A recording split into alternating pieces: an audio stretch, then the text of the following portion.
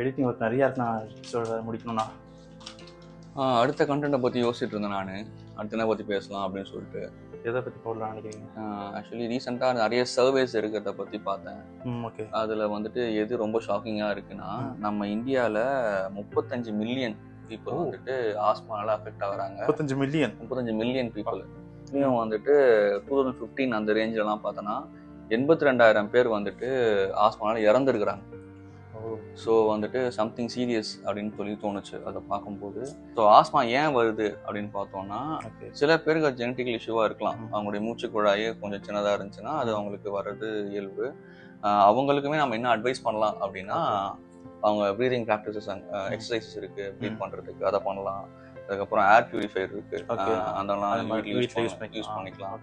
ஒரு சில பேருக்கு வந்துட்டு நேச்சுரலாகவே அவங்க பெட்டுக்கு வந்துட்டு அலர்ஜியாக இருப்பாங்க. அதெல்லாம் வந்து செட் ஆகாது. இதெல்லாம் தாண்டி சில என்விரான்மெண்ட்லயே பொல்யூஷன் இருக்கும்.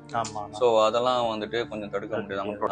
இந்த சிட்டியில இருக்கவங்களுக்கு ஏர் பியூரிஃபையர் வாங்கி யூஸ் பண்ணலாம். அது கிராமத்துல 82,000 பேர்ல அதிகமான மக்கள் வந்துட்டு கிராமப்புறத்துல வாழ்றவங்களா இருக்காங்க. ஃபர்ஸ்ட் விஷயம் அவங்களுக்கு அவேர்னஸ் இல்லை. அன்கிளீன் ஃபியூவல் யூசஸ், அதாவது ஃபார் எக்ஸாம்பிள் நம்ம யூஸ் பண்ற இந்த கட்டைகள், வுட்டு, அதுக்கப்புறம் கெரோசின், அது அன்கிளீனா இருந்தா கூட அதுல இருந்து வர்ற நெருப்பு காத்து கூட அவங்க சுவாசத்தை வந்துட்டு பாதிக்கிறதுக்கான வழிகள் இருக்கும். இதெல்லாம் ஏன் நம்ம இன்னைக்கு பேசுறோம்னா, இன்னைக்கு வந்துட்டு வேர்ல்ட் ஆஸ்மா டே.